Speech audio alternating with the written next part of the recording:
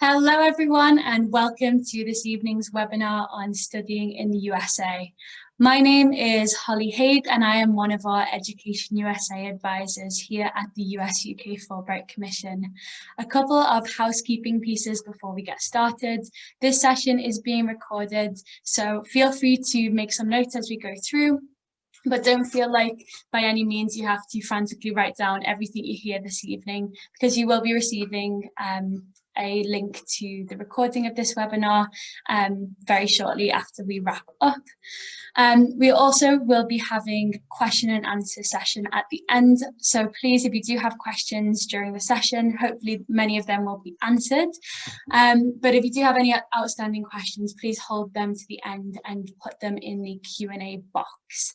A brief introduction to some of the things that we're going to cover today. We're going to start off talking about choosing an institution, move into some of that kind of application piece, as well as finding funding. And so that's kind of a bit of a structure. And so let's dive right in.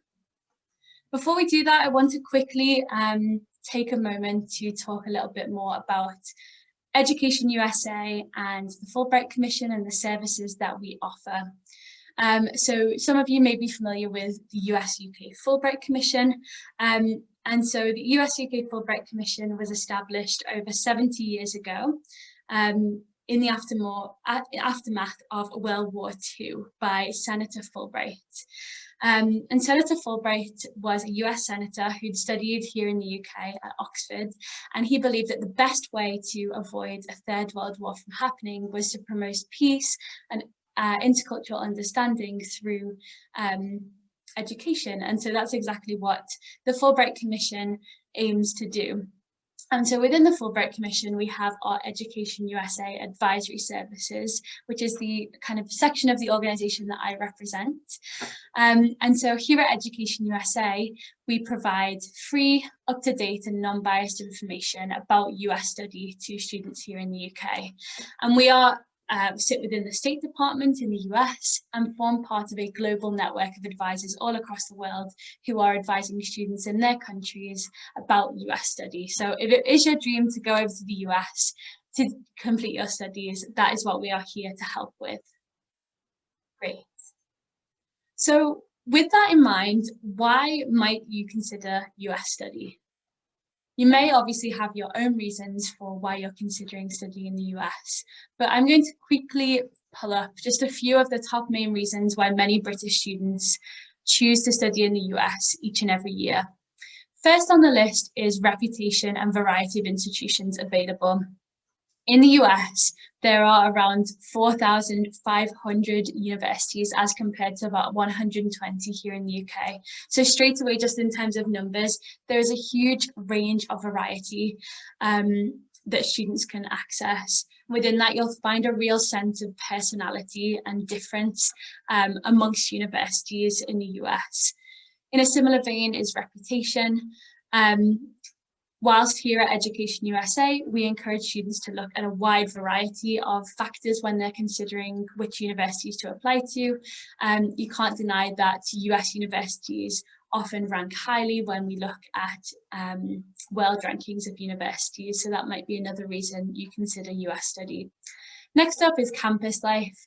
US universities are known globally for their really strong and vibrant campus life that really caters to the kind of niche interests that individual students have. And you'll find that at US universities, students are very highly involved in different activities, and there's bound to be something for you on campus. Another really big pull factor for UK students into the US is academic flexibility. US universities operate on what is called the liberal arts style of education, which aims to produce a well-rounded student and well-rounded thinker. And so whilst you may have a particular area that you're focusing in on, you often are studying a range of different subjects alongside your major or your concentration. So it allows you to kind of explore different passions, try out new things, and get that real well-rounded look at an education. With that in mind, when you apply to a US university, you apply not to a particular department, for example, the history department. You instead apply to the university as a whole. And then during your first year to 2 years, you will then narrow down your options and decide what it is you would like to focus in or major in. Next up on the list is funding opportunities. This may come as a surprise to some of you, but funding is one of the top reasons that UK students may consider US study, and there can be a real breadth of opportunities available, particularly if you are open-minded and flexible about where it is you apply. But we'll talk about this in some more depth later on in the presentation. Also got employment opportunities up on screen. And so, you know, increasingly employers here in the UK are citing international experience as a really attractive quality to have amongst their applicants. And, you know, there's often a lot of opportunity for hands-on experience whilst you're on campus as an international student. And last but not least, we've also got US culture. There's one thing sort of reading about the US and learning about it in a classroom. There's another to live there. So the US is very culturally and geographically diverse, spanning several different time zones, and you know, you can find just about any type of weather, any type of climate there, and so there's a real diversity that you can explore and live through by being an international student in the US. Speaking more broadly, you know, being an international student can really expand your horizons and give you that sort of world view, and perhaps open up opportunities to you later down the line.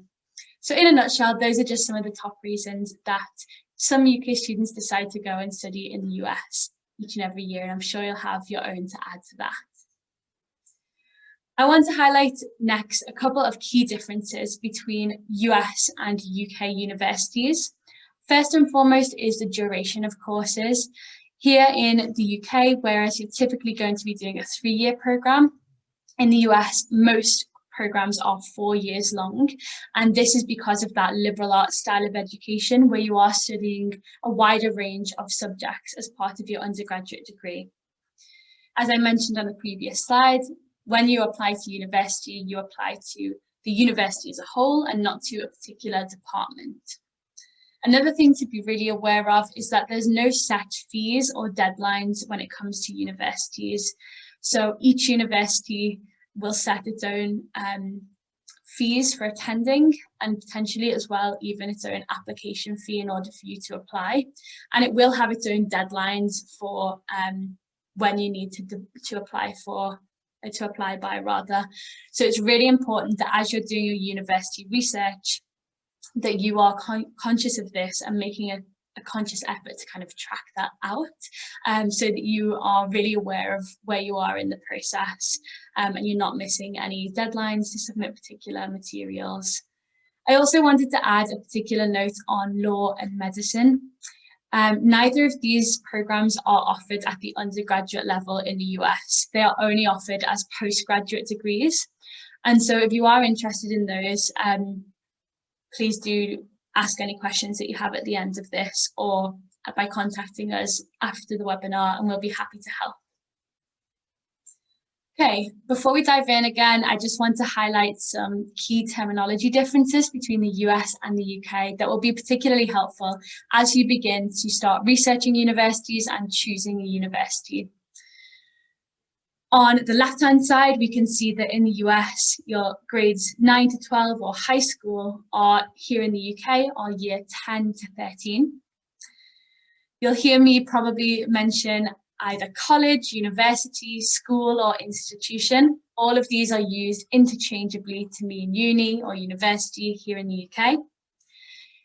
As you already have heard me here on these next two as well, class or course in the US is a module here in the UK. And what we call a course here in the UK is known as a major or programme.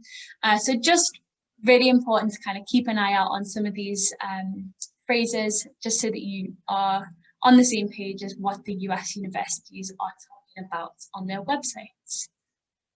Great, so I also want to cover a short timeline for kind of what to expect when you are putting together US universities and going into this application process.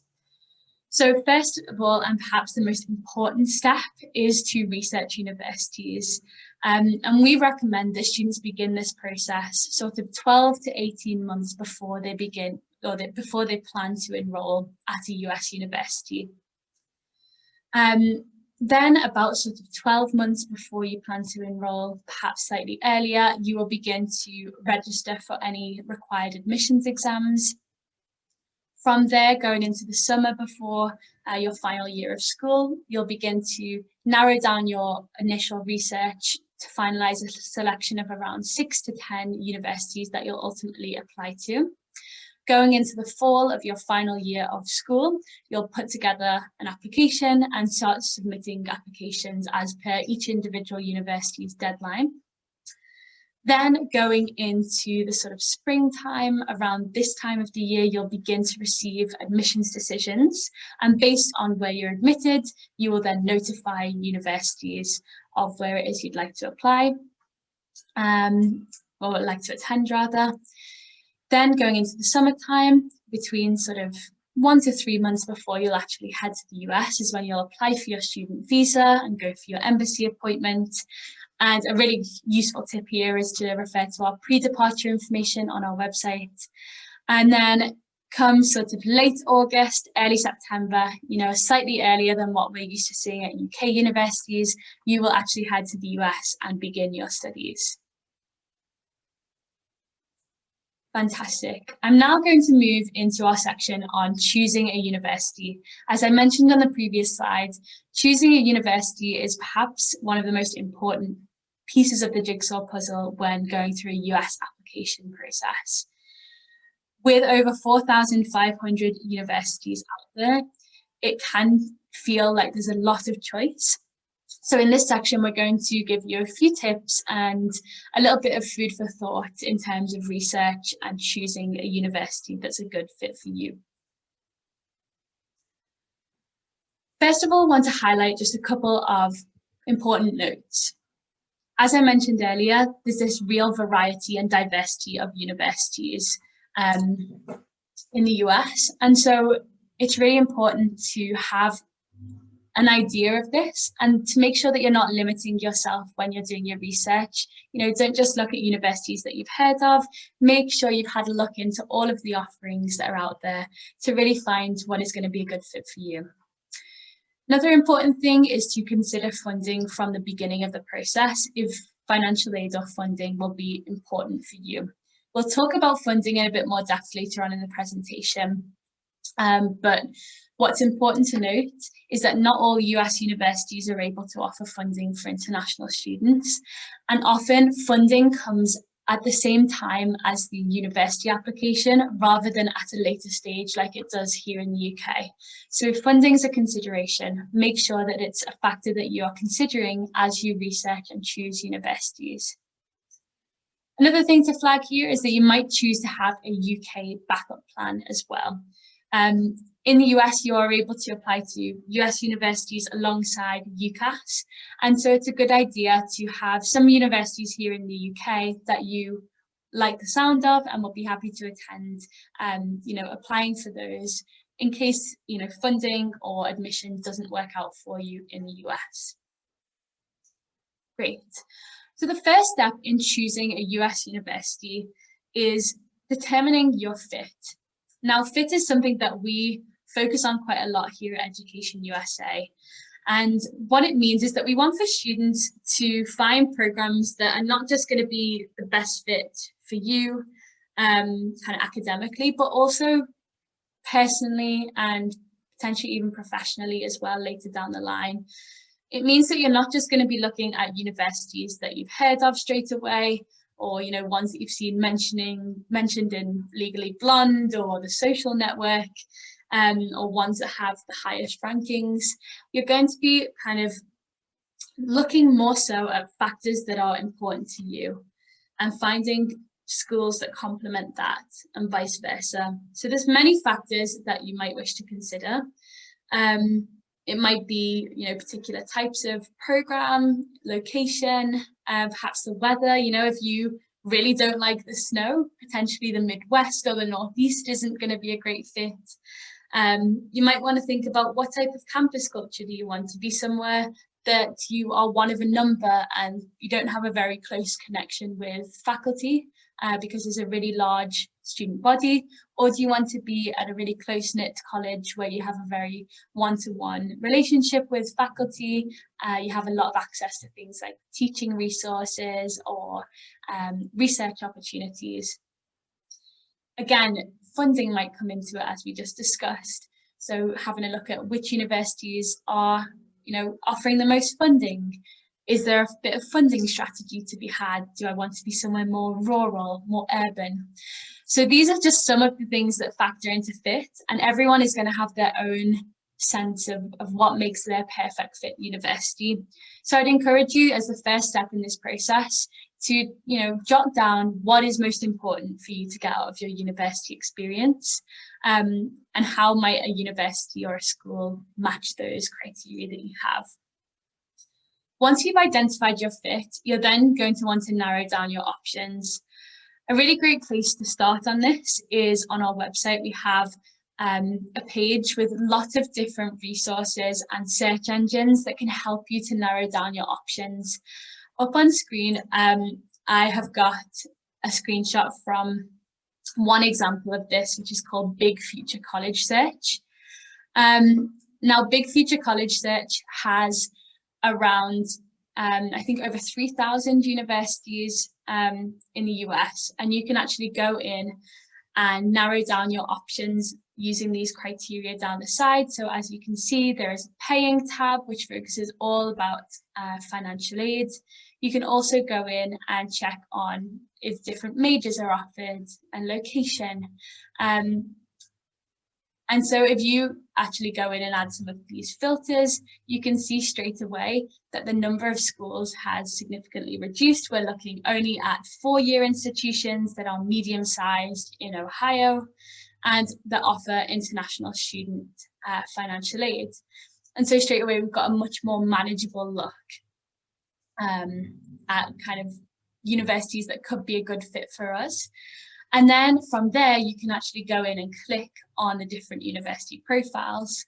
And so, for example, here we've gone in on Denison University, and we can get at a glance a sort of introduction to, some of the key facts and criteria to do with Denison University, including its size, average financial aid package, application deadline, and we also have some suggested campuses to look at based on the universities that we've had a look at already. So Big Future College Search is just one of the search engines that you can use to narrow down your options. And then from there, you'll want to be going in and having a look on the university websites themselves to get a greater sense of your fit to the university. Okay, so as I mentioned, when you're doing your university research, I suppose your first and foremost goal is to, from that sort of 4,500 university pool that's out there, is to identify somewhere between 10 and 20 universities that you would like to learn more about. From there, you're going to want to narrow that list further by doing that more in-depth research on the university websites. Particularly at the moment, there are a lot of online resources available due to COVID, with students not being able to travel to campus and things like that. A lot of colleges have got online resources all about virtual tours and virtual information sessions. So there's really a plethora of information out there for you to take advantage of. And so based on that, you're then going to narrow that list of sort of 10 to 20 universities down to around 6 to 10 that you'll ultimately apply for. And again, resources on our website will really help you with that. To give you a bit of a flavour of some of the diversity of institutions that are out there, I've now got a couple of examples that you may wish to have a look at. If you love to ski and are really into hiking, Middlebury College in Vermont is a small close-knit liberal arts college that might be a good fit for you, located in Vermont. If you are a female identifying student who loves the sunshine and palm trees, Scripps College is a women's college in California that could be a really good fit for you. And finally, if you like some Southern hospitality, Vanderbilt is a large private research institution that may be a good fit for some of your interests. Before we move on to the next section, I want to give a quick note on the Ivy League, as it's something that we get a lot of questions about here at Education USA. First and foremost, I want to highlight that the Ivy League is not an equivalent to the Russell Group here in the UK. Instead, it is a group of just 8 private research institutions. And so in only looking and applying to the Ivy League, you are significantly kind of narrowing down your options without exploring just, some of the other options that are out there, like the ones that I've just shown you. Traditionally, the Ivy League is a sporting league between these 8 universities and actually doesn't have anything to do with academics in terms of its ranking, although many of its institutions are really high performing and well known. Earlier in the presentation, I mentioned that there are 4,500 universities in the US. And so if you just think about that mathematically as compared to here in the UK, the top 1% of universities in the US consist of around 40 institutions. Here in the UK, we have around 120 institutions. So if you take the top 1% of that, you're looking at 1, maybe 2 institutions. So just taking it kind of numerically, there are 40 universities. There's only 8 universities in the Ivy League. So there's a whole host of really top tier, excellent universities in the US. And so it's really important that you are kind of going into this process with an open mind to really make sure that you maximize your chances of both admission and funding and finding the best fit for you. And again, these institutions are extremely competitive. This year, just to take an example, Harvard had over 57,000 applications for around 1,500 spots. And so these universities have a lot lower admissions rates than places like Oxford and Cambridge here in the UK. So it's just something to be aware of, that there are great institutions, but by no means should be the only institutions that you are considering in this process. Great, so that kind of concludes our section on choosing a university. Now going to move on to a little bit more information about funding your studies. Funding and financial aid is one of the things that we most get asked about here at Education USA. And it can come as a surprise to some that there can be a lot of options available in the US to make your education an affordable one. There's a big misconception that US education is always very expensive. And in this section, I'm going to be quite upfront about some of the costs involved, but also hopefully dispel some of the myths surrounding the cost of US study. Okay, on this slide, I have got a bit of an overview about some of the main costs to expect. The first section is all about kind of the sort of before you head to the US. And then the second sections have to do with costs to anticipate when you're actually a student and when you have enrolled. First up, we've got application expenses. So there are a couple of things that you may need to consider when it comes to these. First off is admissions exams. If these are required, and we'll talk about admissions exams later on in the presentation, but you're usually looking to take an ACT or an SAT, and they will have an associated cost with them of around a couple of £100 is what you'll want to budget for those. You'll then also have application fees.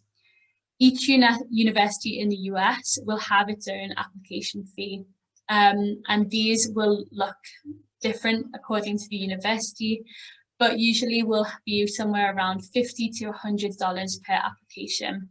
If this is going to pose financial hardship for you, many US universities have an option for a fee waiver, which essentially means that your application will be free for that university. So if that applies to your circumstances, please do have a look out for that on the US University website, and be in touch with your school advisors who will be able to help you out on that. Then also got visa and service fees. So of course, if you're going to be studying in the US as an international student, you will most likely be on a US student visa. So in order to obtain that, you'll obviously have to come to the US Embassy here in the UK. And so factoring in fees associated with travel, but also the cost of getting your US visa and being part of CBIS, which is essentially the US Department for Homeland Security's student database for international students. So there are some fees associated with that. Moving on to tuition and fees, as I've mentioned already in the presentation, US is the land of the free, and so US universities vary significantly in how much they're going to cost you to attend. But what I will highlight is that US universities are going to publish a cost of attendance as opposed to just tuition fees. We'll talk about this later in the presentation, but you'll notice that cost of attendance is going to include a much wider array of different costs and not just your cost of attending the university as a student. And so it's going to look considerably higher from first glance when you're looking at universities. And then finally, we've got cost of living and other expenses that perhaps aren't included in a university's cost of attendance. So it might include things like health insurance, but also other costs, potentially accommodation or entertainment, clothing, that type of thing. So hopefully that gives you an overview of some of the main costs to expect. With all that in mind, I do want to stress that there is some good news when it comes to funding, especially if you are open-minded and flexible about where it is you apply. You can find some really great funding options as a student in the US that can actually make the process of studying in the US more affordable in some cases than if you were to stay here in the UK. We'll talk about some of the main ways in which UK students fund their studies in the US. There are four main types of funding that many UK students draw upon in financing their studies in the US. First and foremost is personal and family funds. In the US, the same culture of kind of a loans-based system that we have here in the UK doesn't exist. In the US, there is a big focus on families saving up and contributing towards a student's education. In films, you'll see, people having a college fund, things like that. That is a really key kind of cultural difference between the US and the UK. And so there will be an expectation from universities that you, and in some cases, your family, are contributing in whatever way that you can towards your education. Next up is US universities themselves, and we'll talk about this in some more depth on the next slide, but these are often the most effective and the best source of funding that you can access, because US universities themselves can have some really generous financial aid packages on offer to international students. There's also what are called external funding bodies, and we'll talk a little bit more about those as well. And then once all of the first three options are exhausted, there are also loans. Caution with loans is that they can be quite tricky if you do not have US citizenship. If you do have US citizenship or are a dual US-UK citizen, you are able to access US student loans through what is called FAFSA. So I'd encourage you to have a look into that if that applies to you. You can't, however, transfer a UK student loan with you to the US. And so if you don't have US citizenship, you are quite limited in terms of loans. You may be able to take out a private third-party loan here in the UK and transfer that with you. However, I'd really caution here that these often have very high interest rates and can have difficult payback terms, particularly if you are still studying and therefore not earning in order to pay those back. So if you are going to go down the loan route, we recommend this be your absolute last resort, and that you do seek professional financial advice before going down that route. Okay, so I'm now going to talk a little bit more about university funding. Now, there are two main types of university funding. The first is need-based financial aid, and the second is merit-based scholarships. I'll first talk about need-based financial aid. Need-based financial aid takes into account your personal circumstances and your family's ability to contribute towards the cost of attendance at a particular university. Say, for example, at University X, the cost of attendance is $50,000 a year. When you apply to the university, you'll also, alongside that, submit a financial aid application. Based on your financial need, which the university will calculate, they will calculate what they believe that it's reasonable for your family to contribute towards that publicised cost of attendance. So they might calculate, based on your information, that your family can reasonably contribute $5,000 towards that $50,000 per year. You're then left with this $45,000 gap, which is known as your financial need. And so what need-based aid does is it aims to cover that $45,000 gap in grants. So the college essentially makes an investment in you and says, we really want to, for you to come to our campus and to study with us. So we're going to make this investment in the form of a grant that doesn't need to be paid back. And so caution with this is that not all US universities are able to offer need-based financial aid. And that they're going to vary where they do offer it in how much of your need they're able to meet.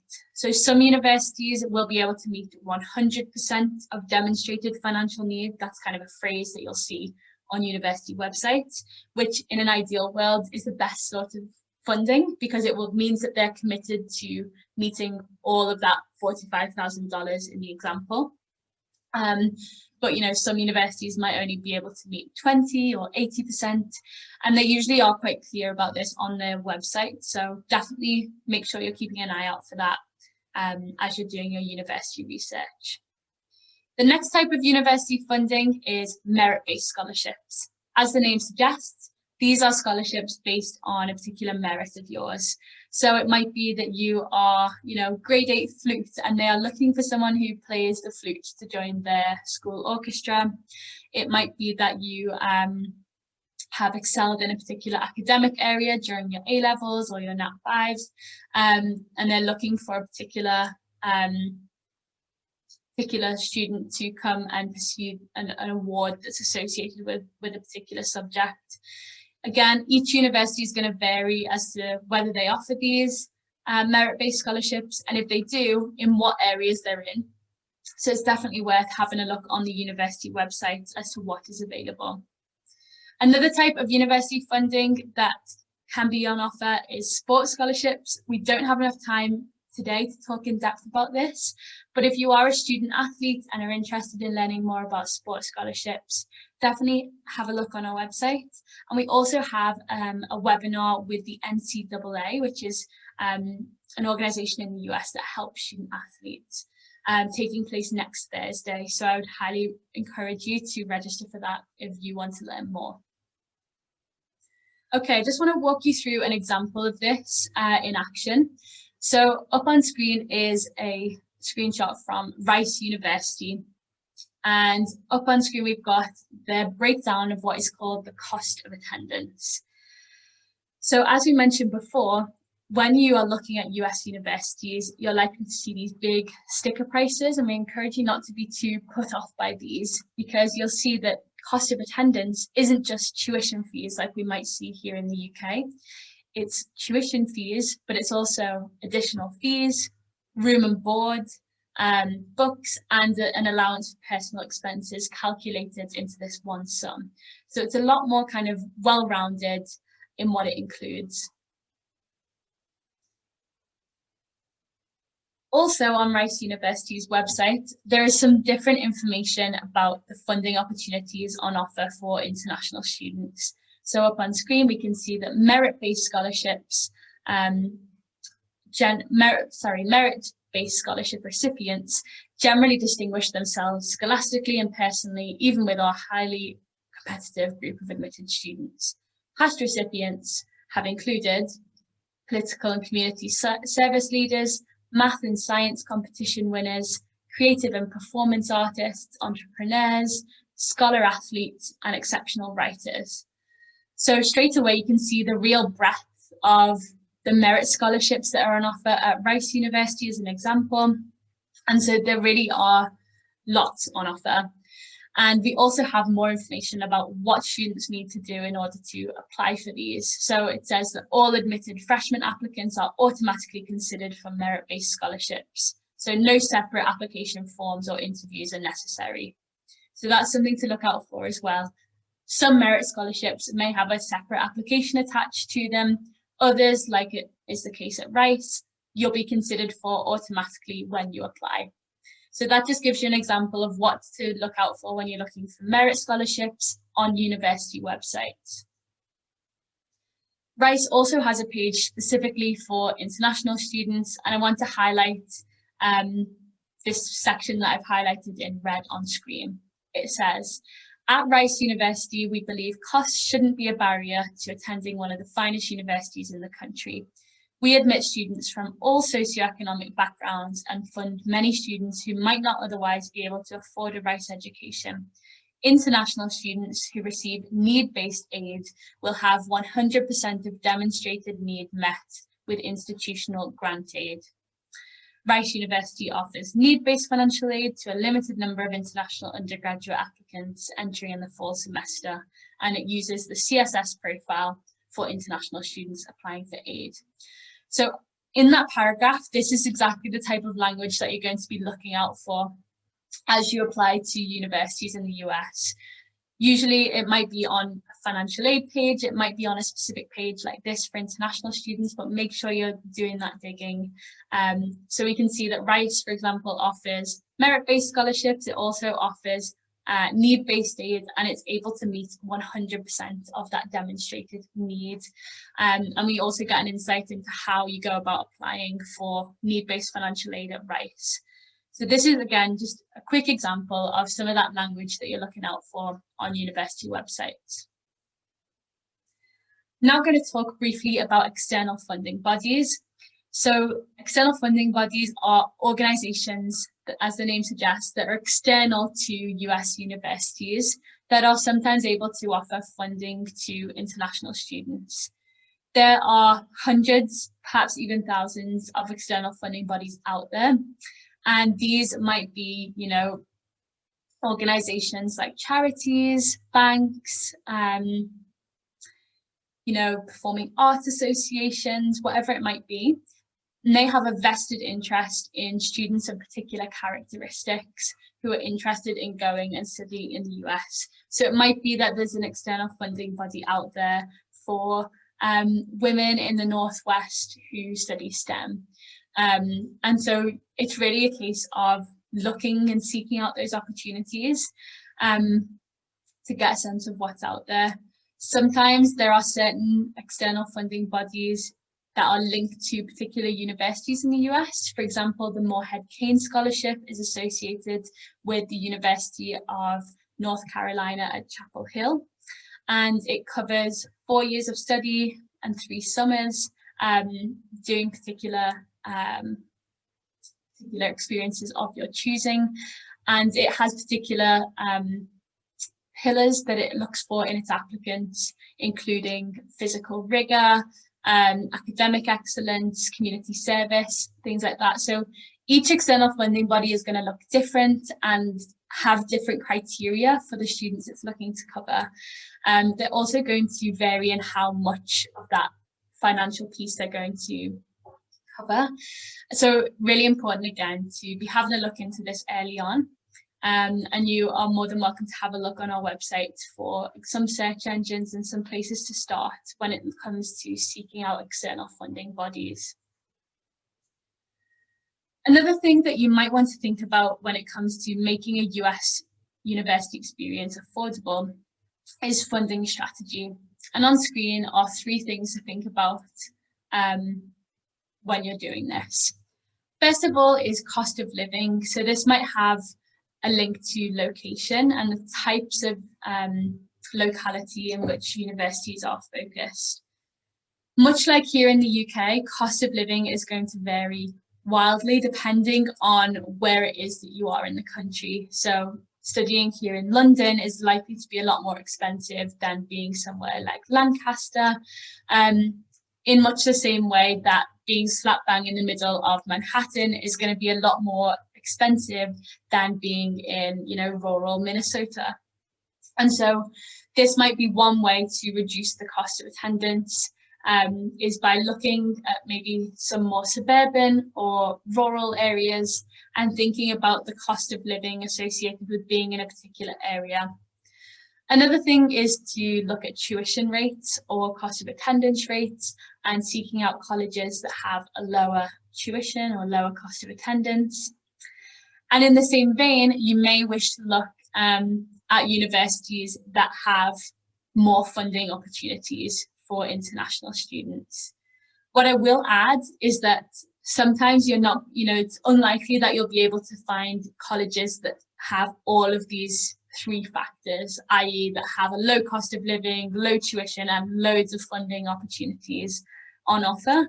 It may be a bit of a balance between identifying, 2 of these or 1 of these, because you'll often find that, universities that have a lower cost of attendance may not have as many funding opportunities available, whereas perhaps universities that have really high tuition rates may be able to have lots of funding opportunities available, that when you compare them directly, it actually means that it's more cost effective to go to a university with a high tuition rate and lots of funding than one with a lower tuition rate but no funding available.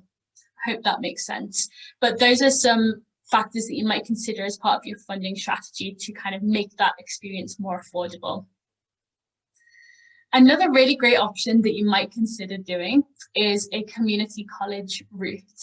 Now, community colleges, we don't actually have an equivalent of these here in the UK, but community colleges are 2-year institutions that offer what are called an associate's degree after the 2 years.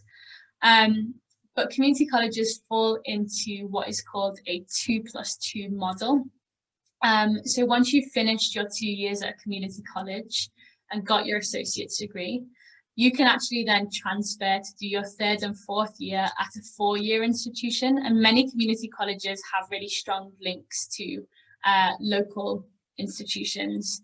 For example, up on screen, we've got Los Angeles Valley College, which is a community college in LA, and it has really strong ties to, big 4-year institutions such as UCLA, USC, and Cal Poly. And so essentially what this means is you will go to a community college for 2 years, transfer, do your 3rd and 4th year at a 4-year institution, and ultimately end up with the same qualification with a bachelor's degree from UCLA, USC, Cal Poly in the same period of time as if you'd have gone directly to one of those institutions. Some of the potential benefits of this: community colleges are often a lot more cost effective and tend to have much lower tuition rates than 4-year institutions. And so by going to a community college and then transferring, you can save a lot of money in your first 2 years as compared to studying for 4 years at a 4-year institution. Another really great benefit is that community colleges are very supportive and close-knit communities, and so really focus on students and their learning and their teaching. And so there's this real kind of close close-knit connection where students can explore different options. And it can be a really nice atmosphere for students who are coming from, you know, another country to kind of find their feet during that first 2 years and get that additional support before moving to a 4-year institution, amongst many other benefits as well. Just on the note of community colleges, I want to flag that if you'd like to learn more about them, we are hosting a free virtual fair on the 8th of May, so in a couple of weeks' time, where we'll have over 30 community colleges from across the US present. I would really encourage you, again, if you are interested in learning a little bit more about these, to register now on our website to attend. We would love to see you there. Yeah, community colleges are a great option, and often as well, I forgot to mention on the previous slide, can be a little bit more flexible on things like academics, and often have sort of shorter application processes, which might be a benefit for some of you who are tuning in. Okay, so just to wrap up, a bit of an overview on our top funding tips. Make sure that you're starting this process early. As we mentioned at the beginning of the presentation, unlike here in the UK, funding takes place at the same time as your application to the US university, rather than later on once you've already been admitted. Each and every year we have students who are accepted into their dream schools, and then this time of year come to us and say, you know, Holly, I've got into my dream school, I'm so excited, how do I go about funding it? And oftentimes at that stage, it can be too late because funding has already been allocated for that year. It can be very difficult to access funding, and you know, it breaks our hearts when we have to tell that to students, and who sometimes have to decline those places at those schools that they've been accepted to because of funding. So make sure you are considering this from the get-go if it is an important factor for you. As we've mentioned, be flexible in choosing universities if funding is a consideration. You know, we like to refer to this image that we've got up on screen. Think about how you will be a standout applicant. You want to be like the fish in the bowl on the right-hand side. A nice open space where, you know, you're maybe one of a couple of British students who are applying to the university is where you're going to really stand out and be a most competitive applicant, not only for admission, but also for funding. If you're only going to be applying to universities that get a lot of applications from British students, it's going to be a lot more difficult to stand out. And so it's really important to go into it with this kind of flexible nature and open mind in order to maximise your chances of securing both admission and funding. Great, I'm just going to pause for a quick water break.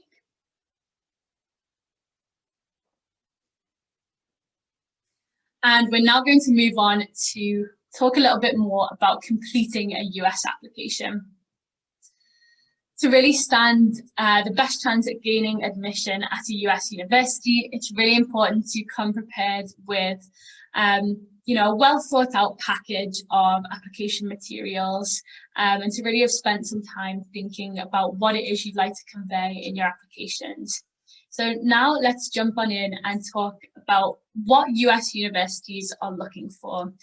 Up on screen, I've listed 4 of the main sort of themes that US universities look for when they're reviewing applications. First and foremost is academics. These are going to be the most important part of the application, but by no means the only factor that is considered. So universities are going to be looking at your GCSEs or equivalent, as well as your A-level or equivalent predictions, and ultimately the grades that you achieve. So they're going to be looking predominantly at your years 10 to 13 to assess your academic achievement. They're also going to be looking at your academic fit. Now, we talked about this idea of fit earlier on in the presentation, but your academic fit is more to do with, you know, why do you want to attend their particular university, and why is that campus or that university a particularly good fit for your particular academic interests and vice versa. So for example, if you are applying to Columbia University does not want to know why you want to study in New York and why New York is the place for you. Why do you want to study specifically at Columbia University as compared to NYU, for example? So really conveying this idea of why that university is going to be important. US universities also place a lot of emphasis on extracurricular involvement. As I mentioned earlier, US campus culture is very vibrant. And so as part of that, US universities want to see how are you going to contribute to our campus life? What is it that really makes you tick? What are you passionate about? What do you do in your free time when you're not in school? And what impact has that had on you? That is going to be a really important part of this process. And finally, as well, US universities are looking for your personal attributes. Do you have any particular unique characteristics or quirkiness? Are you a leader? Are you someone who is an activist? What is it that you are about? That is something that they will want to see as part of your application. So with that in mind, how are you expressing these things as you apply to a US university? Up on screen, we've got a couple of the main things that will be going into this application process.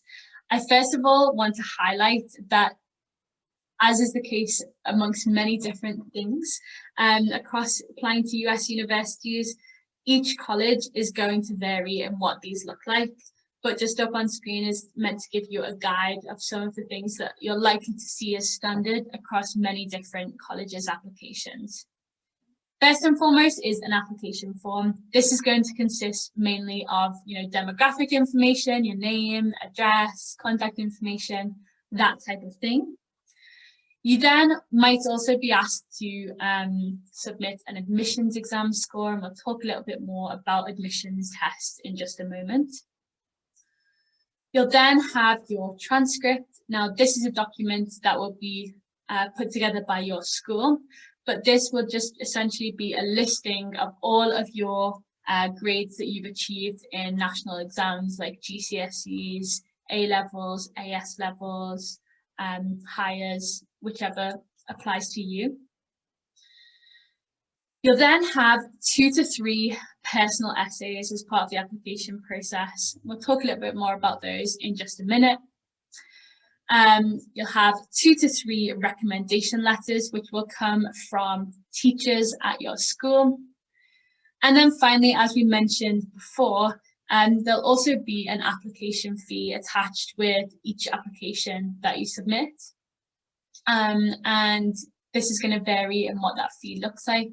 And again, if it's going to pose difficulty, in many cases you can apply for what is called a fee waiver. So definitely look into that if that affects you.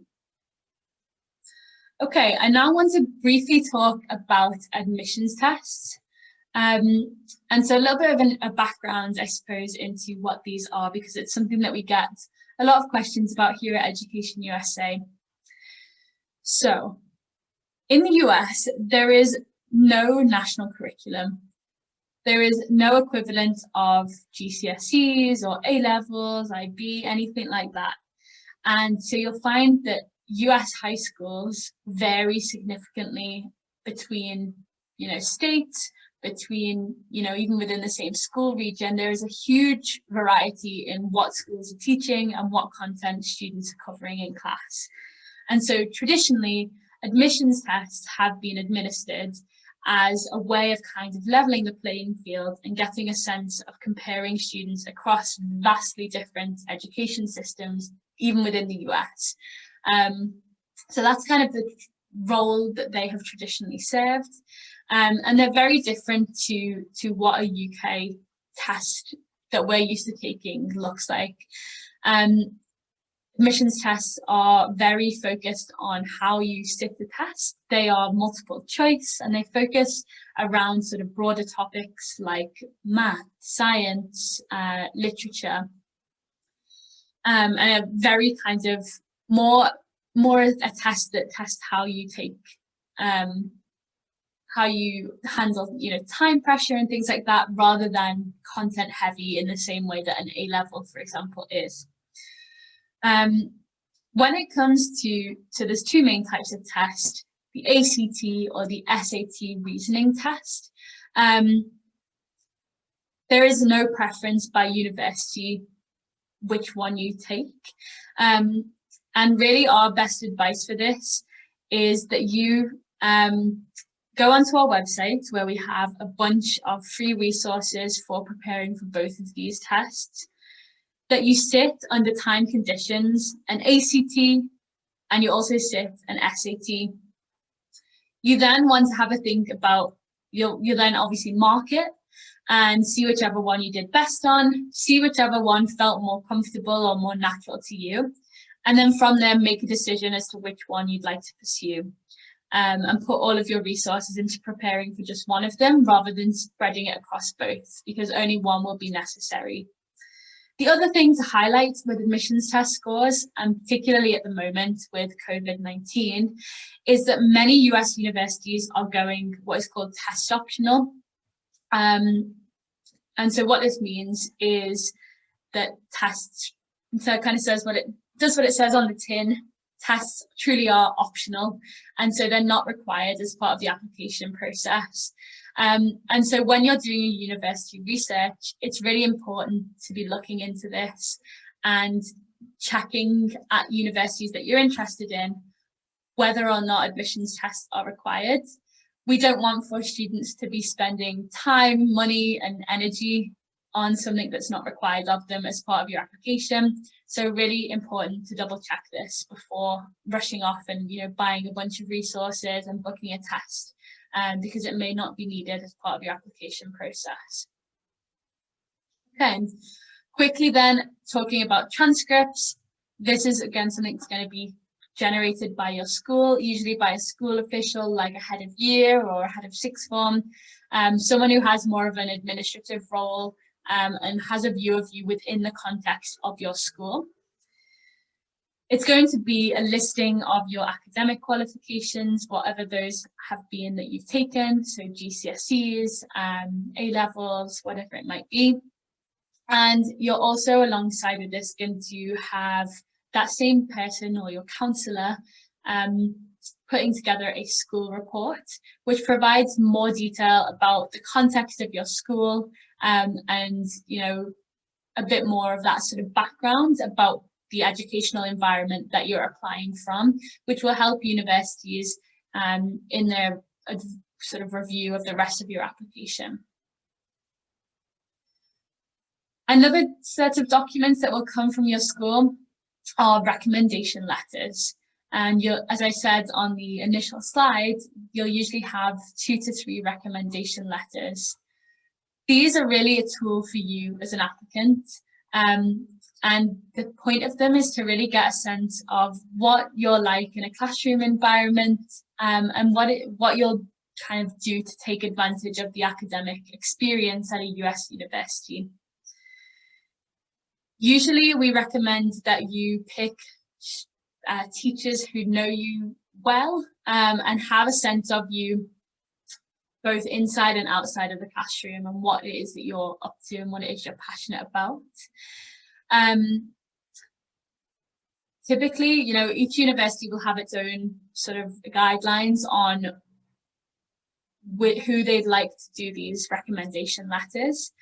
We typically recommend, if no further detail is given, that you go with teachers who you have in your current subjects at the moment, because they're going to be able to give the most up-to-date look at what it is that you're like in the classroom environment and things like that. A couple of tips: make sure that you're meeting with your referee and making sure that they're on top of deadlines, and you might want to come to them with a bit of meet with them to share why it is you want to study in the US, what you're most excited about, why you've chosen these particular universities, and kind of give them that insight, which will really help them to write enthusiastically about you. I've put that on this slide here because it is really important. Sometimes here in the UK, we can be guilty of exercising British reserve. And so, especially as your American counterparts are going to have their referees write very enthusiastically about them, you know, they're going to see a lot of, you know, Jimmy is the most exceptional student I've seen in my 25 career of teaching, versus Jimmy is a great student, or Jimmy is an excellent student, is going to read very differently. So this is a time for your referees to really, you know, write enthusiastically and to not hold back about talking about your achievements in these letters. Okay, I now want to take a moment to talk about your personal essays. So these are really important and can really be something that help you to stand out in the US admissions pool. I want to highlight here that US admissions essays are extremely different to UCAS personal statements. This is not a time where you need to tell US universities why you are so passionate about history and have always had a fascination for history and all of the books you've read about history. Instead, this is really going to be a space for you to reflect and to answer the very specific prompt that you'll be provided with. I'm going to come in and show you a couple of examples of this in just a minute, but just some tips before we get started. First of all is to make sure you're answering questions in full. Often there will be a couple of questions sort of nestled into the same prompt. So make sure that you're not just answering the first point, but that you're really thinking about all of these as you go along. Secondly, is to avoid cultural references and cliches where possible. So for example, if you want to write your personal essay about the TV show Pointless or The Chase, that might not necessarily translate well to an American audience. So making sure that you are having to think about those and writing something that is going to translate well and be understood. Thirdly is to proofread. Now this is a top tip for any area that you are working in, but particularly these essays as part of your application. You don't want to let yourself down by having a silly typing mistake or you know, you haven't put a full stop. Make sure that you're taking your time and maybe have a friend or a family member read over it for you as well, just to get a second pair of eyes on it is really important. And then lastly, and probably most importantly, is to really be yourself when you're writing these essays, because that is really going to shine through. This is a space where you can represent your personality. Of course, still making sure that you're being quite formal and you're not going too informally as in your writing style. But, you know, if you want to bring some sense of humor, if you're quite funny and jovial, you can represent that in your essay. If you're quite reflective or pensive, be that in your essay. Really, this is a chance to express you and to get that across to the admissions officers who are reading your application. I now want to give you, just before we move on to the next section, a couple of examples about writing prompts that universities have given in the past, just to give you a sense of how different this is to a UCAS personal statement. So here are just two examples of university prompts. Reflect on a time when you questioned or challenged a belief or idea. What prompted your thinking and what was the outcome?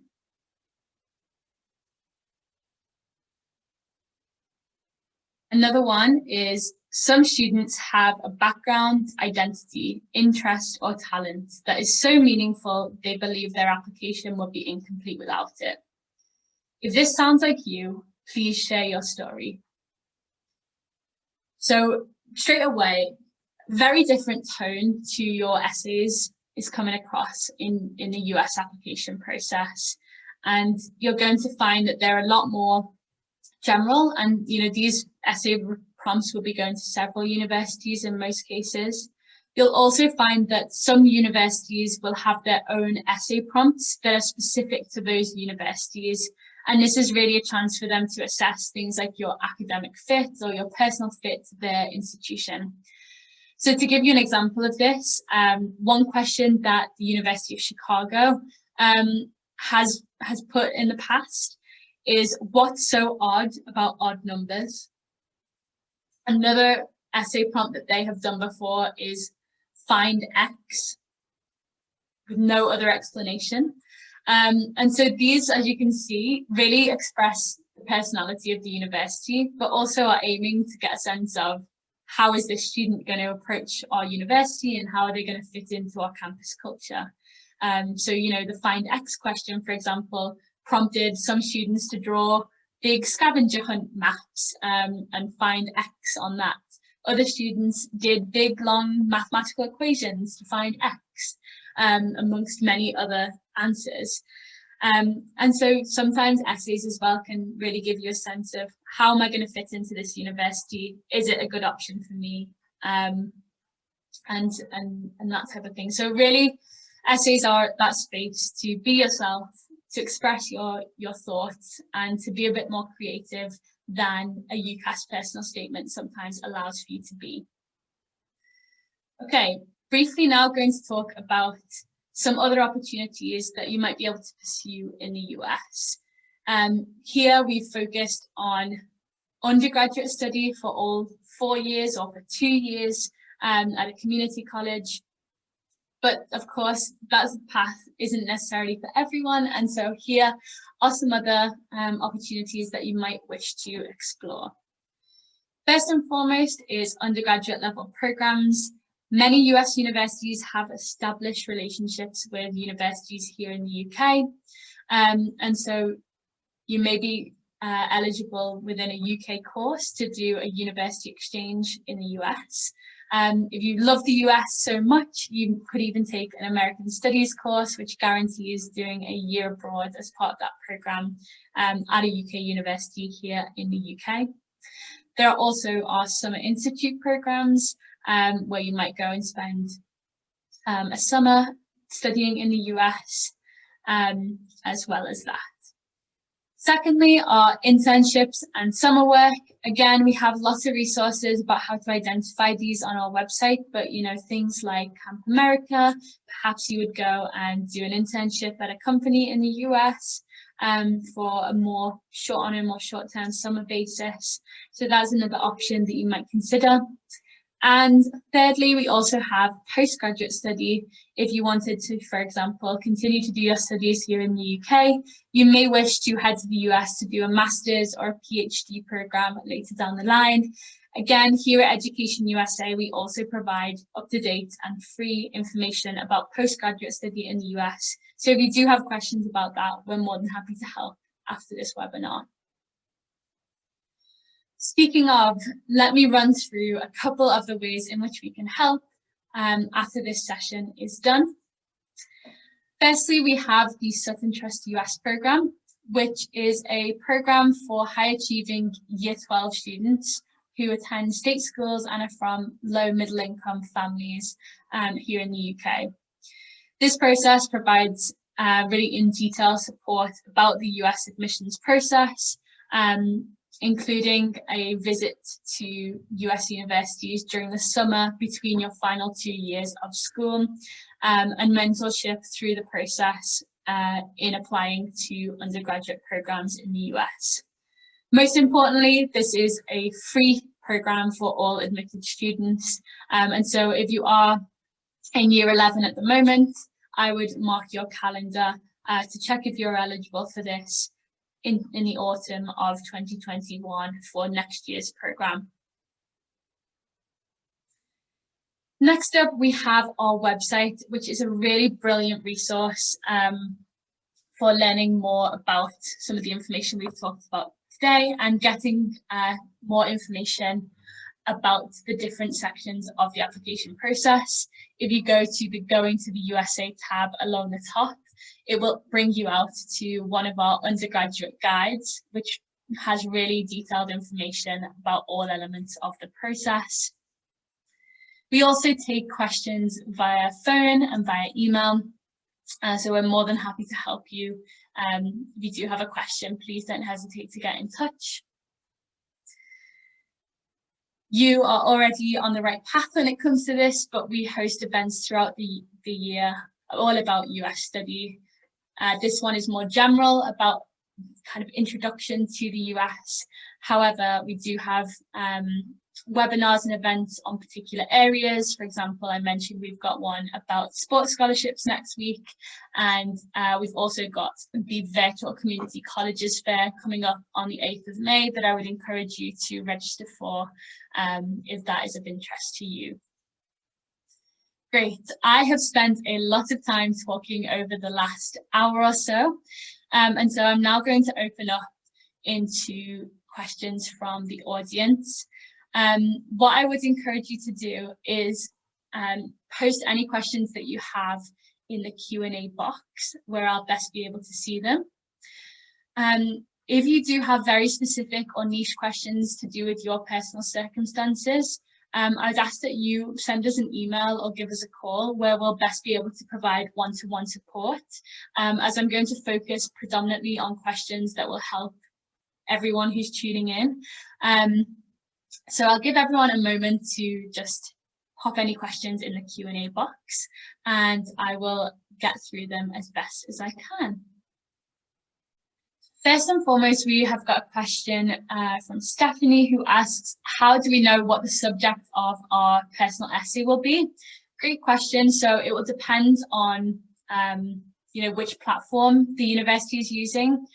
Unlike here in the UK, there is no equivalent to UCAS, because each university is going to have its own sort of application process. However, there is one platform called the Common Application, or the Common App, which does have around 900 universities on it. So not all 4,500 plus, but a good chunk of them are on that Common Application, which does help to streamline some of your application materials. So if you are going on the Common App, it's likely that you'll have several prompts to choose from as part of your application for that sort of general essay topic. But beyond that, if you're applying to a university that's not using the Common App, each university will be quite clear about what is required for you in your essay and what the prompt will look like. So just important to keep an eye out for that as you're looking at the application materials required. And if you do have further questions, or if something is unclear, feel free to reach out to the international admissions rep at the university. Their job is to help international students, and they are very friendly and not here to trip you up or anything like that. It can be a really great way of demonstrating interest in the university as well. So do reach out to the international admissions rep. Their details will usually be on the university website. Okay, what is a major? Do you take 2 degrees at once? Great question. So, as I mentioned at the beginning of the presentation, US universities operate using what is called a liberal arts curriculum. And so what this means is, rather than applying to, let's say, the chemistry department, as you might do at a UK university, you are applying to the university as a whole, and not to a particular department. You might have in the back of your mind that you're interested in studying chemistry, but when you apply, you're not committed to studying chemistry. When you come to campus, you will likely enroll in a chemistry course, if that's you, alongside 3 to 4 other courses that may be in a range of different subject areas. And then as you go through your first sort of year to 2 years, you'll decide, okay, do I really like chemistry and want to keep concentrating on it? Or have I taken an anthropology class that I really enjoy, that I actually would like to switch gears a little bit and focus on anthropology? So you're not taking 2 degrees at once necessarily, and it's going to vary as what this looks like at each university. Some universities will actually allow you to double major, which means that you have two focuses, or foci rather, that may be in two totally unrelated fields. At some universities, you might have a major and a minor. So a minor is just another focus area that you have, but that doesn't have as many requirements as your major. But the idea of it in the liberal arts system is that you're studying a range of subjects and are able to see things from an interdisciplinary point of view. I hope that helps to answer your question. It is a very different system than what we have here in the UK. Got a question here about law degrees and whether you need to have a law degree in the UK in order to begin studies of law in the US. Okay, so as I mentioned at the beginning of the presentation, law is not offered as an undergraduate program in the US and can only be studied at the postgraduate level. With that in mind, there are a couple of different options that UK students often pursue when it comes to law. Some students will go to the US and do their 4-year undergraduate degree in a related field such as history or English literature or politics. And then upon graduating, they will come back here to the UK, undergo a law conversion course and become a practicing lawyer and solicitor here in the UK in that route. Another option is that students can go and do their undergraduate degree in law here in the UK and then do a Masters of Law or an LLM degree in the US that is very specific. So it might focus on, gaming law or international law, environmental law, something quite specific to really hone in on their skills in a particular area of the law. So those are the two main options for law. And if you want more information on that, please check out our website.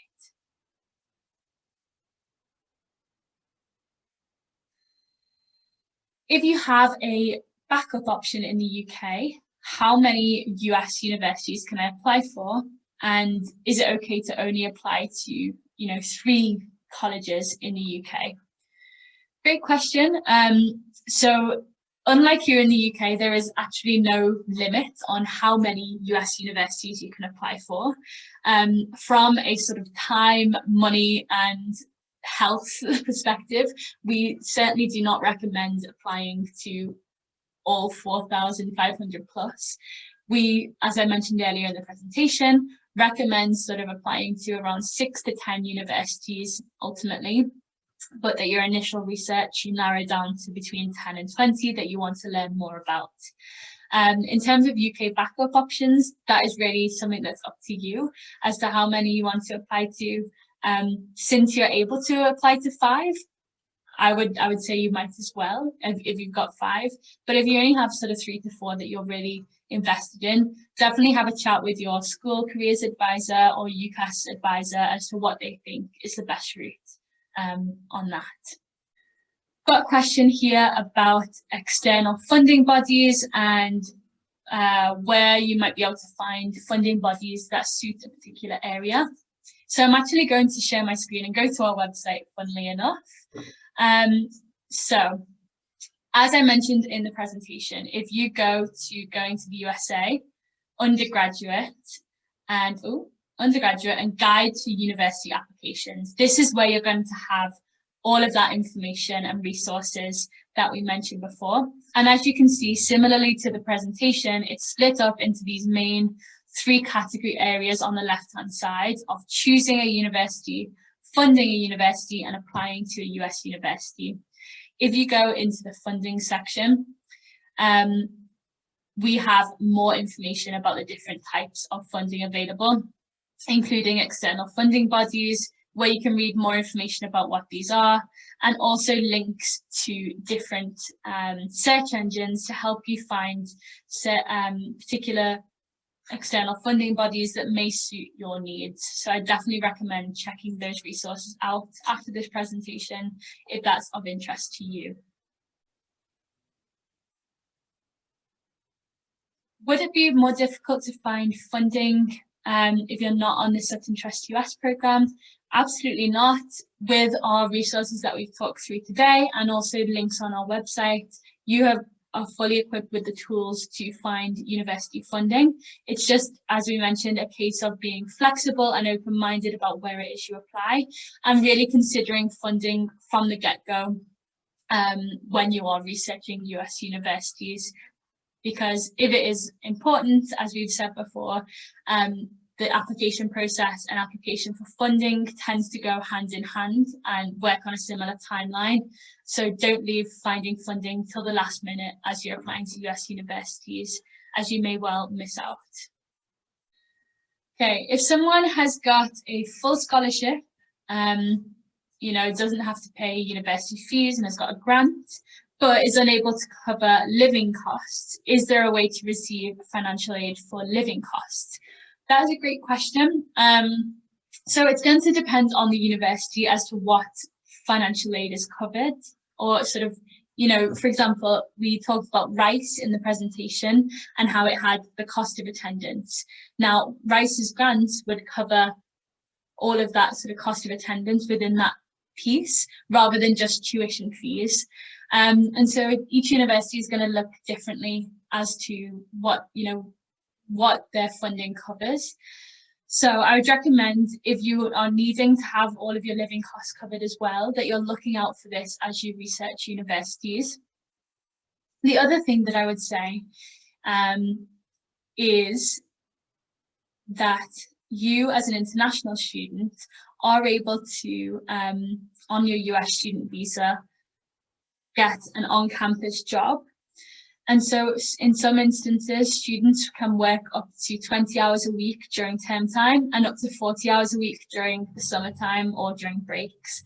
So if this is you, you might be able to get an on-campus job and use some of your income from that to fund things like cost of living, or to fund things like, personal expenses, that type of thing.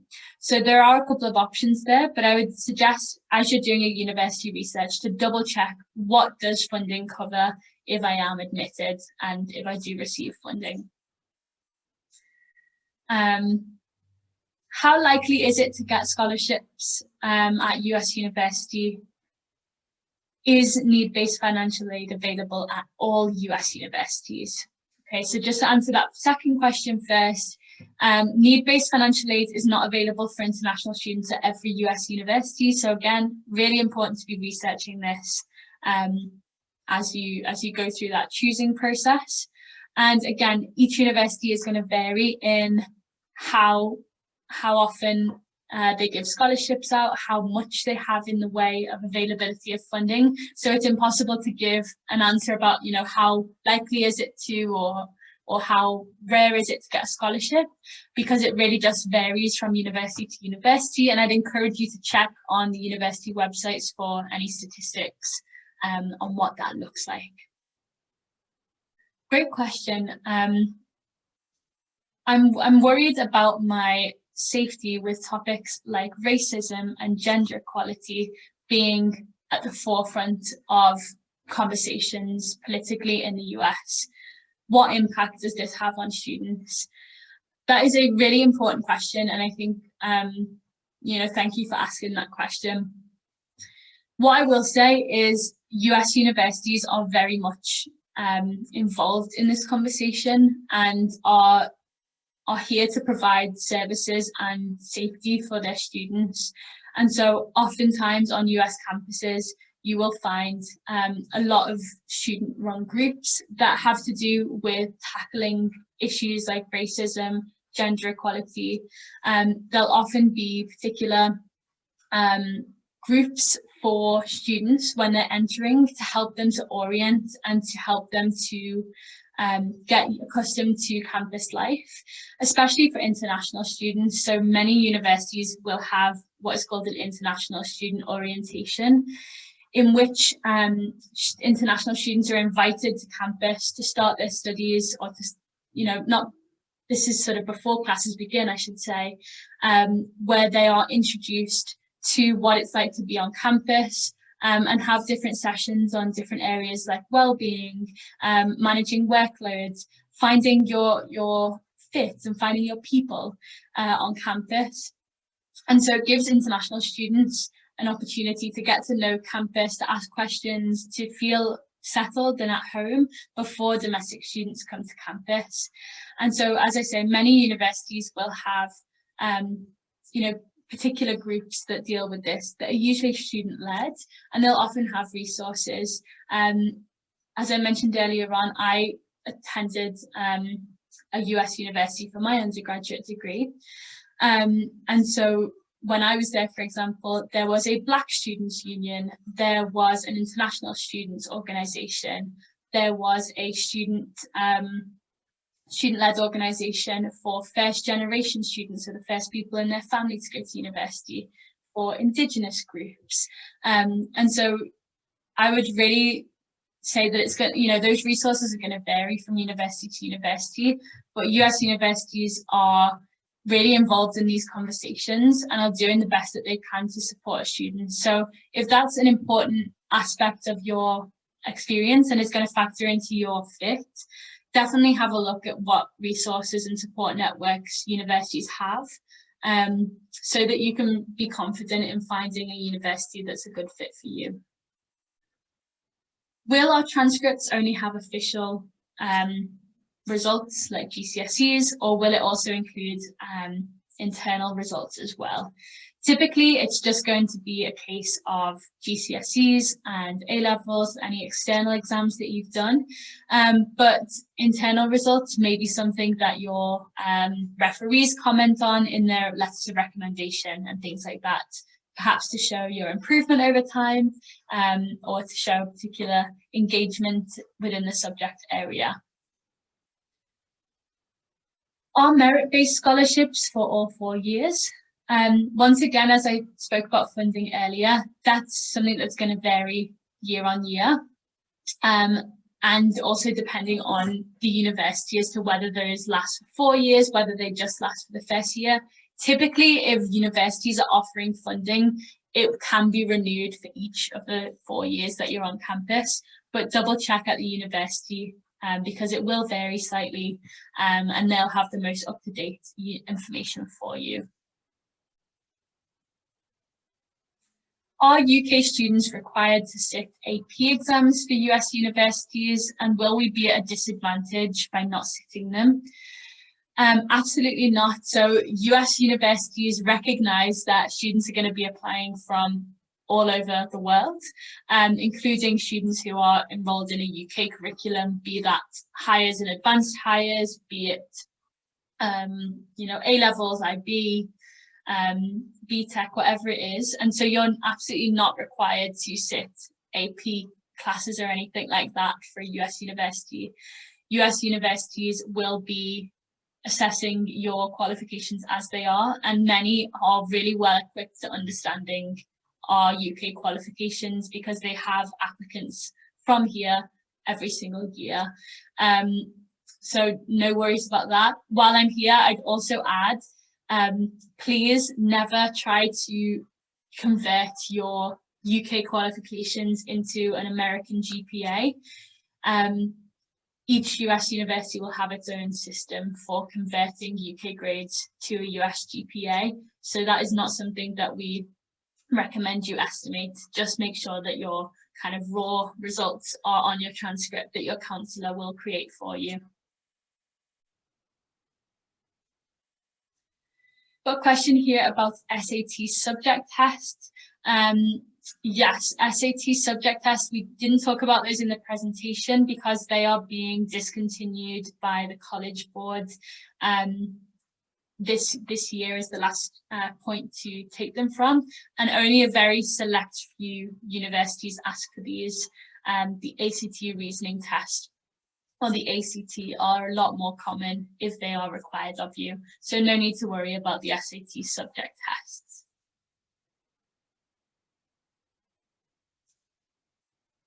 Good question. So if you are considering moving sixth forms, will this impact your transcript, as the teachers may not be getting to know you as well? Really good question. So usually if you've gone to a different school for GCSE and then have moved for sixth form, you'll have your new school will get a copy of your transcript from your old school and be able to send that out to the US university. So transcripts are not usually something to worry about, but you may find full recommendation letters that you feel as though you perhaps haven't got to know your teachers as well yet. But what I would say is that get to know them as best as you can in your first couple of months in your new school.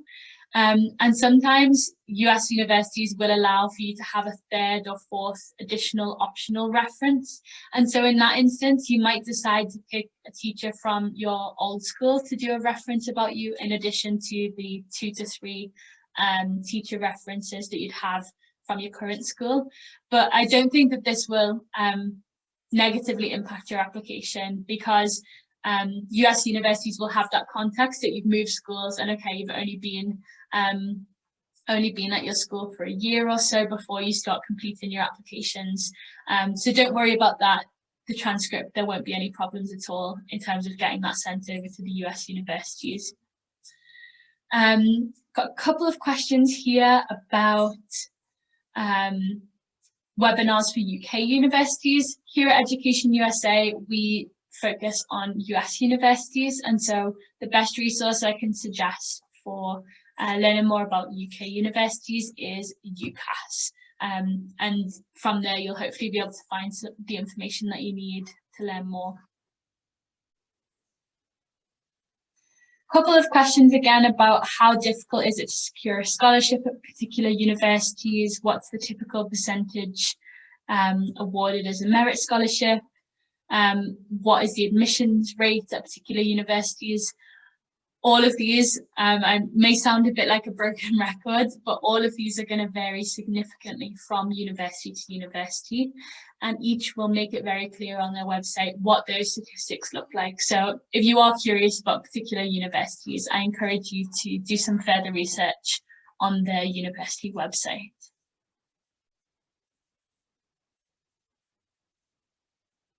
During which year will most begin the application process? Really good question. So we recommend applying to sort of universities, beginning the process 12 to 18 months before you plan to enroll at a US university.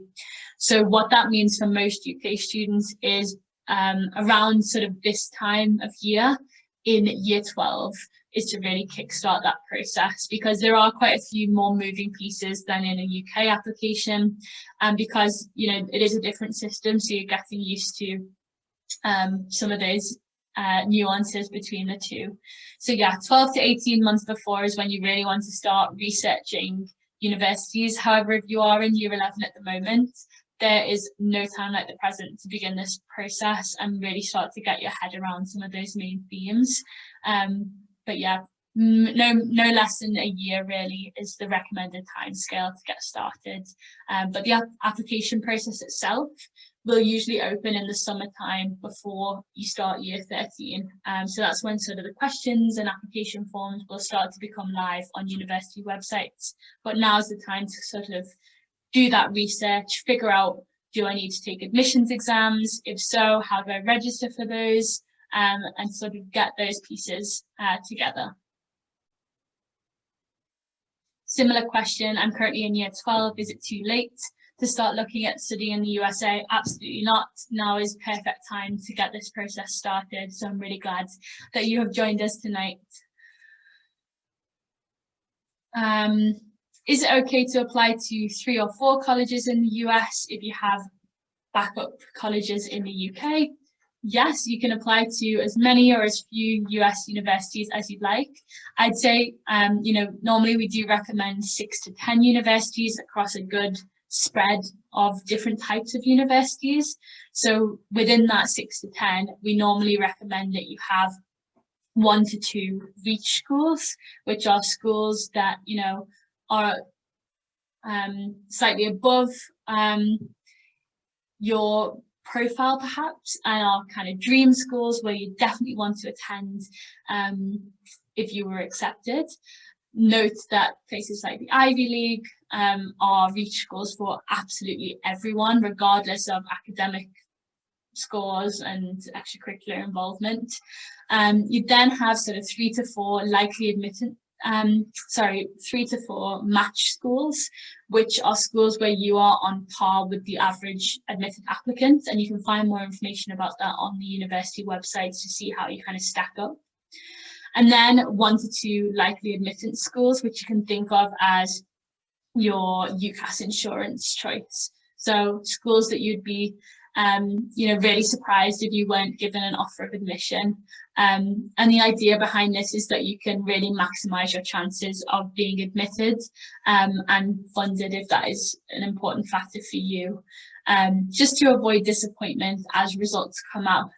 But of course, if you're still choosing between the US and the UK, you can of course apply to both. And there's no rule on how few universities you can apply to.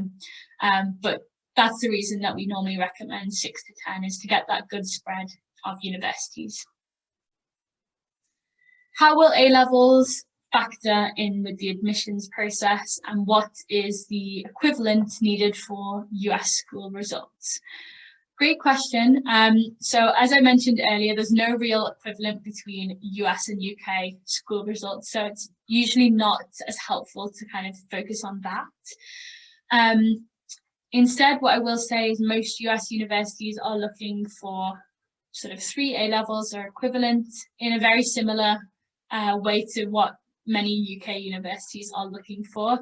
And if you are unsure whether your qualifications would be acceptable or appropriate for admission at a particular university, please do reach out to them directly. The international admissions officer will be more than happy to help you out.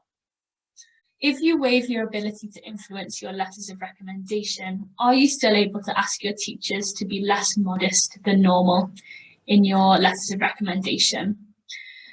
Good question. So usually we say, to students to uphold the integrity of your application. You will not be allowed to view your letters of recommendation from your teachers that go to, to the schools. What I will say is that, yes, absolutely meet with your teachers and tell them, give them some more context about the letter of recommendation, give them some more context about your enthusiasm for studying in the US and why you'd like to do it. And you can give them that note that, US applicants might have referees who are being very enthusiastic about them, and to think about the way in which they're writing, absolutely make sure that they are writing in that more enthusiastic tone. What is a minor? We have just covered that off. It is an area of study that it's not your major area of focus, but it's maybe an area that you'd like to pursue a little bit more and get recognised in your final qualification. Do you have to do SAT subject tests? Again, we just touched on that. No, they are getting discontinued later this year, and only a very select few universities require those. If an admissions test is required, it will likely be the SAT reasoning test or the ACT test. When should you take the SAT or the ACT? That is a great question. Usually we recommend students who, once you've done your initial research and figured out whether or not they're required, first and foremost, if they are required, we recommend looking into booking your first test sort of in the summertime of this year if you're in year 12, so going into sort of early summer, because if you take it in, say, June, and you get your test result back and you're not, you don't think it's the best reflection of your work and you'd like to retake it, there'll be an opportunity to retake it in the autumn time before you submit your applications. So it just gives you a little bit more flexibility if that's applicable for you. Where can I sign up for the community colleges webinar? Great question. Again, I'll just jump in and show you this on our website. So if you go back to the website's main page, you go to the events tab and you go to virtual community colleges fair just here, and all of the information you need is down here under attendee registration. So I'll also put a link in the chat that you can all register your interest in that. And registration is going to open just in a couple of days, so we'll send you an email when it's open. I'm conscious of time because we are running over slightly, but I do have quite a lot of questions left, so I'm going to stick around and answer those because I don't want to let anyone down. But if you have to go, please feel free to dip out. We will be sending a recording of this round, but I'm going to whiz through some more questions and hopefully get those done by around 7 o'clock. How do I know which, whether a university is a reach school, a match school, or a likely admittance school? How do I figure out which universities are realistic for me? That is a really good question. What I will say is what you'll find on many US university websites is what's called a profile of the average admitted student. And so I would highly recommend having a look at this on US university websites first and foremost. Of course, most of these statistics are going to be reflective of, you know, a US high school curriculum. You're not going to see, you know, A-level scores or anything like that. But one measure that can be really effective is to have a look at the ACT or SAT range. Even if you're not going to be sitting these and getting a score for them, you might want to do one of those mock exams in a timed way, like we talked about at the beginning, just to get a sense of where you're sitting in terms of ACT and SAT. And this could be one measure to say, okay, I got this score on my ACT, and this is the average range of ACT scores for the middle 50% of the admitted class, just to kind of see, okay, I'm on par here, I'm above here, or I'm slightly below here. That will help you to get a sense of, okay, I'm on par here, so this is likely to be a match school. I'm slightly below here, so this is, you know, a reach school of mine, a dream of mine. I definitely accept my place if I was admitted with funding. Or a likely admittance school might be one where your score is well above the average, and so you're going to be in that top percent of applicants. How much do GCSE grades contribute to our chances of admission and funding? You know, US universities are going to be looking at both your GCSEs and A-level results in assessing your academic achievements. So yes, I'd say continued performance across both of those is going to, you know, the better that is, the more likely it's going to help your application to stand out and to be strong. That sort of consistency of achievement is important. My daughter is a US citizen but has lived in the UK since she was 3. Neither parent is a US citizen. Should my daughter apply for funding as an international student or as a US student, even though she's not a resident? Great question. The real benefit for your daughter in this instance is that if she has US citizenship, she is likely to be eligible to apply for US loans, US student loans through FAFSA. So I definitely recommend having a look at that. The only difference is through having the US citizenship is she will have a wider range of options when it comes to funding. However, since she's obviously grown up here in the UK, and gone through the UK curriculum, she'll sort of be considered in terms of admission as an international student, but be able to apply to some more, some other options that aren't available to just international students when it comes to funding. If that's unclear, definitely check with the universities as well about how they would interpret those circumstances. But as far as your description, she should be eligible for FAFSA as well, which is great. What can you do after your undergraduate degree if you still want to stay in the US? Great question. So when it comes to staying past your undergraduate program, our big piece of advice really when it comes to visas and staying in the US is that you go into US study with your main aim as exactly that, as studying, and not with I'm going to study in the US because I want to live there, because that's not always a possibility or a guarantee by any means if you don't have US citizenship.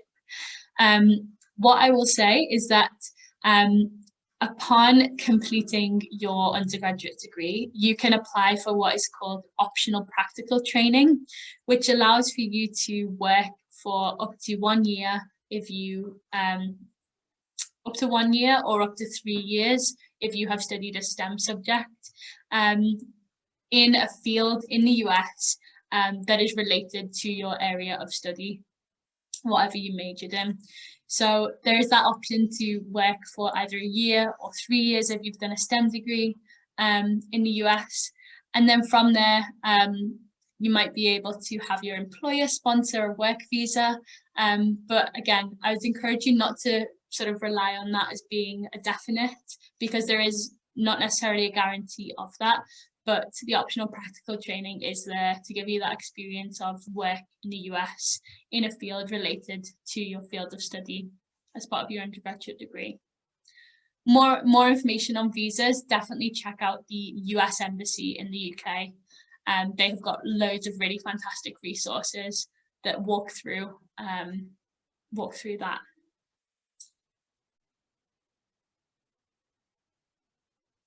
Couple of questions coming through here about UK universities.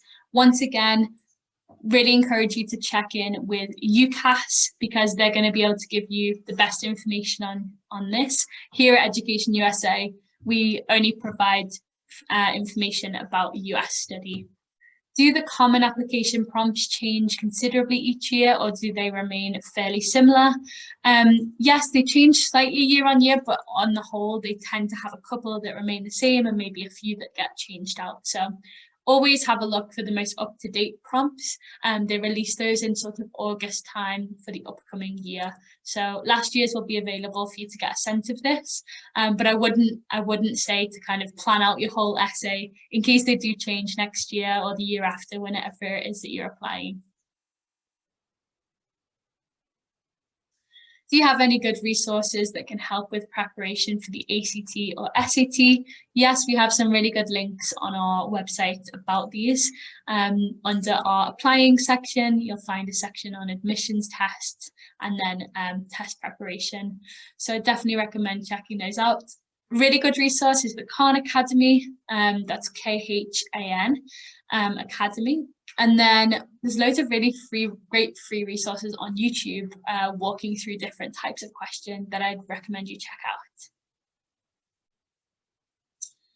out. Where can I find a list of universities that still require the SAT subject test? There isn't a sort of exhaustive list of these. It'll more be a case of when you're looking on the university website as to what they require for admission, that you check whether or not SAT subjects are required there. But very, very few. I would not worry about SAT subject tests as they are being discontinued this year. Has Sutton Trust US program already closed for year 12? Yes, it has. So the next round of application is going to be open next autumn, or this coming autumn 2021, for students who are currently in year 11. Can you spell out the acronym for US Student Loan System? Yes, of course, it's FAFSA, so FAFSA. Sorry, my Scouse accent has not done me well there. Okay, great. And final question I can see coming up here is, can you work a job whilst doing an undergraduate degree in the US? Yes, so as I mentioned, you are able to work on campus. You can't work off campus on a US student visa. If you have US citizenship, options are a little bit different. You can work off campus, but on a student visa, you can work on campus only for up to 20 hours a week. And up to 40 hours a week during term time. There are a range of different jobs that you can get involved with. When I was a student, I was involved in working for the admissions office, but I also did, research for a professor. A couple of my friends worked in the student cafe. There was a whole range of opportunities. They will look different at different universities, but yes, you can absolutely work on campus as an international student. One last one. Okay, I'm going to cover this one off before we wrap up. As colleges have gone test optional, can we in theory opt to not declare our test score if they aren't the score that we wanted? Yes. So you will essentially have your score come to you and sent to you by the organization that administered the test, so the ACT or the College Board if it's the SAT. You will get that score, and if you decide that it's not the best reflection of your work or you don't want to add it to your application, that is your choice. Test optional means test optional for universities that have that policy. Okay, thank you all so much for tuning in. I know it's been a lot of me talking, so I hope I haven't bored you and that this information has been helpful. If you do want to follow up, please do not hesitate to send us an email. I'm actually going to pop our email in the chat so you can get in touch with us. So it's just advising@fulbright.org.uk. There is a team of just 2 of us here in the UK, so it's very likely that you'll get through to me. And we're more than happy to help with any other specific questions that we've not been able to answer this evening. Again, thank you so much for tuning in. I really hope this has been helpful. And I hope to see you at one of our events soon. Have a great evening. Bye.